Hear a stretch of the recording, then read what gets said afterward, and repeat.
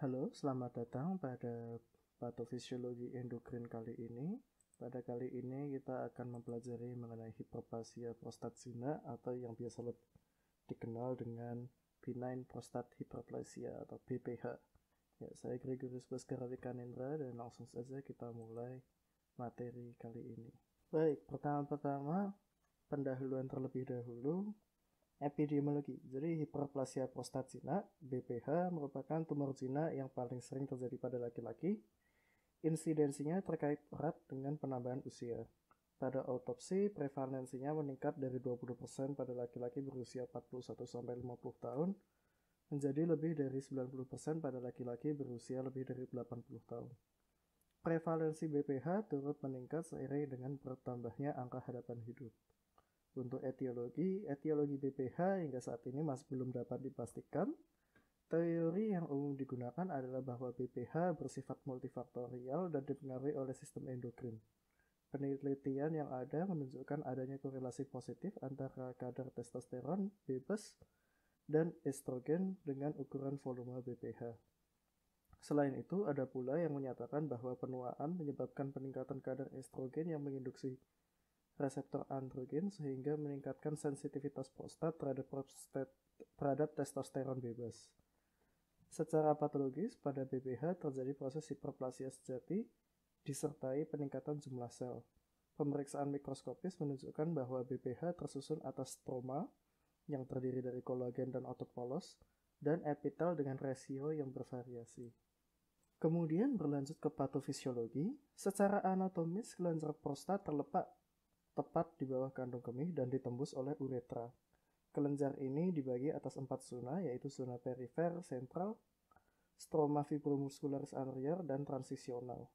BPH terjadi di zona transisional dan dapat menyebabkan obstruksi pada leher vesika urinaria dan uretra, yang disebut sebagai bladder outlet obstruction atau BOO. BOO yang disebabkan oleh BPH secara spesifik dikenal sebagai benign prostate obstruction. Gejala klinis yang ditimbulkan terbagi atas dua jenis, yaitu gejala obstruksi dan gejala iritasi. Gejala obstruksi timbul akibat sumbatan secara langsung terhadap uretra. Otot detrusor pada kandung kemih gagal berkontraksi cukup kuat atau cukup lama sehingga kontraksi yang dihasilkan terputus-putus. Gejala iritatif terjadi sekunder pada kandung kemih sebagai respons meningkatnya resistensi pengeluaran. Pengosongan yang tidak sempurna menyebabkan rangsangan pada kandung kemih hingga sering berkontraksi pada kondisi belum penuh. Untuk manifestasi klinis, pada umumnya pasien BPH datang dengan gejala-gejala traktus urinarius bawah yang terdiri atas gejala obstruksi dan iritasi. Untuk gejala obstruksinya, miksi terputus. Miksi itu buang air kecil ya. Kemudian adanya hesitansi. Saat miksi, pasien harus menunggu sebelum urin keluar. Kemudian harus mengedan saat mulai miksi. Berkurangnya kekuatan dan pancaran urin. Sensasi tidak selesai berkemih.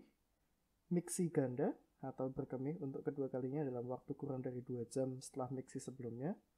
Dan menetes pada akhir miksi. Untuk gejala iritasinya itu frekuensi ya, terjadi lebih sering miksinya. Kemudian adanya urgensi, rasa tidak dapat menahan lagi saat ingin miksi.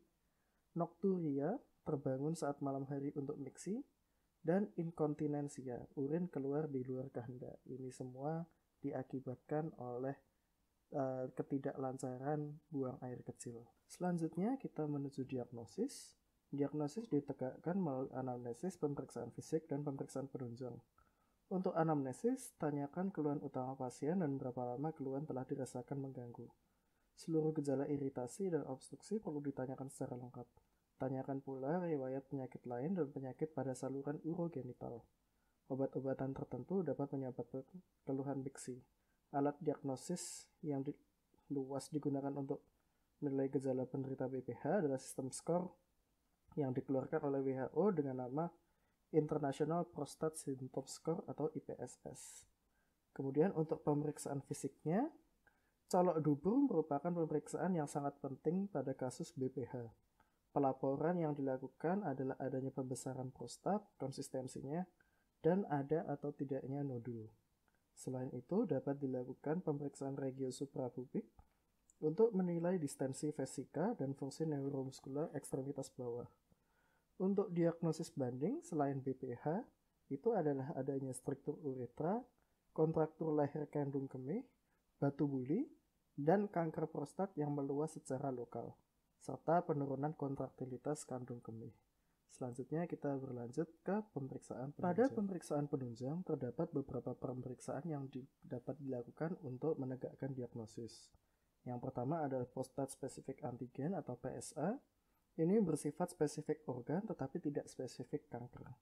Pemeriksaan ini dapat dilakukan untuk menilai bagaimana perjalanan penyakit BPH selanjutnya. Kadar PSA yang lebih tinggi dapat berarti laju pertumbuhan volume prostat yang lebih cepat, keluhan akibat BPH lebih berat, atau lebih mudah terjadi retensi urin akut. Rentang normal nilai PSA bisa dilihat sendiri, itu yang di kiri adalah usianya, dan sementara yang di kanan itu adalah kadar PSA yang normal. Nilai PSA lebih dari 4 nanogram per mililiter merupakan indikasi tindakan biopsi prostat. Kemudian berikutnya ada flowmetry. Qmax atau laju pancaran urin maksimalnya akan menurun, biasanya kurang dari 15 cc. Kemudian USG atau kateter untuk menilai volume urin residual. Transrektal atau transabdominal ultrasonografi. Ini untuk mengukur volume prostat dan menemukan gambaran hipoekoik. Dan juga pemeriksaan atas indikasi berupa intravenous pyelografi, IVP, dan sistogram ini untuk melihat gambaran dari kandung kemih yang terjadi retensi urin. Kemudian kita berlanjut ke tata laksana. Tata laksana untuk BPH berkisar antara observasi waspada hingga diperlukan intervensi. Skor IPSS dapat digunakan sebagai patokan untuk panduan tata laksana. Prinsip pengobatan BPH adalah untuk mengurangi resistensi otot polos prostat, komponen dinamis, atau mengurangi volume prostat, komponen statis. Yang pertama-tama, observasi waspada. Tidak seluruh pasien BPH yang bergejala akan terus mengalami perburukan.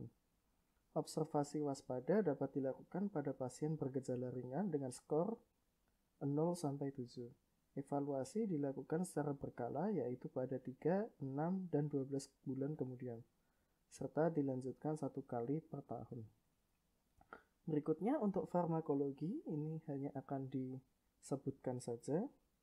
Yang pertama adalah penyekat adrenergic alpha 1 selektif. Ini pemberiannya bertujuan untuk menghambat kontraksi otot polos prostat sehingga mengurangi resistensi tonus leher kandung kemih dan uretra. Kemudian penghambat 5-alfa reduktase, ini menghambat enzim 5-alfa reduktase, suatu katalisator perubahan testosteron menjadi dihidrotestosteron. Namun efek maksimumnya terlihat setelah 6 bulan. Kemudian yang ketiga ada fitoterapi. Fitoterapi yang banyak digunakan diantaranya adalah Pygeum africanum, Serenoa repens, dan Hypoxis rooperi. Mekanismenya masih belum diketahui dengan pasti, namun penggunaannya diduga dapat menurunkan resistensi pengeluaran urin dan memperkecil volume prostat. Berikutnya ada pembedahan. Pembedahan dapat memperbaiki klinis pasien BPH secara objektif, namun dapat disertai berbagai penyulit pada saat atau setelah operasi. Indikasi untuk dilakukan bedah itu antara lain adanya retensi urin, infeksi saluran kemih berulang, hematuria makroskopis. Hematuria itu ada darah di dalam urin ya. Kemudian gagal ginjal, divertikulum buli yang besar.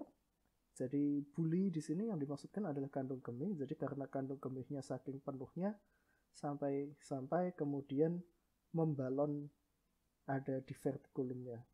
Kemudian adanya batu buli, keluhan pasien sedang hingga berat, tidak ada perbaikan dengan terapi non bedah, atau pasien menolak menggunakan obat-obatan. 3 teknik pembedahan yang direkomendasikan adalah prostatektomi terbuka. Ini disarankan pada pasien dengan volume prostat lebih dari 80 hingga 100 cm3. Komplikasi yang dapat terjadi adalah struktur uretra dan inkontinensia urin. Kemudian insisi prostat transuretra. Prosedurnya dilakukan pada volume prostat yang kecil, kurang dari 30 cm3, dan tidak terdapat pembesaran lobus medius dan tanpa kecurigaan karsinoma prostat. Yang terakhir adalah reseksi prostat transuretra. Saat ini menjadi prosedur baku karena kejadian traumanya lebih sedikit dengan masa pemulihan lebih singkat. Kemudian yang terakhir adalah tindakan invasif minimal. Ini terdiri dari termoterapi, yaitu pemanasan dengan suhu di atas 45 derajat Celcius, yang akan menyebabkan nekrosis koagulasi jaringan prostat. Panas dapat dihasilkan dengan berbagai cara, seperti transuretral microwave thermotherapy, transuretral needle ablation, high intensity focus ultrasound, dan laser. Kemudian berikutnya adalah pemasangan stent prostat. Stent itu dipasang intraluminal untuk mengatasi obstruksi akibat pembesaran prostat. Terdapat stent jenis sementara ataupun permanen. Stent sementara terbuat dari bahan yang tidak diserap dan dipasang selama 6-36 bulan. Yang terakhir adalah komplikasi. Jadi pada perjalanan penyakit yang lebih lanjut dapat ditemukan residu urin pada akhir miksi. Lama-kelamaan akan terjadi obstruksi total dan pasien tidak dapat miksi sama sekali atau terjadinya retensi urin. Sementara itu, produksi urin akan terus terjadi sehingga meningkatkan tekanan di dalam kandung kemih. Saat tekanan lebih tinggi dibandingkan tekanan sphincter, dapat terjadi inkontinensia paradoks atau overflow incontinence.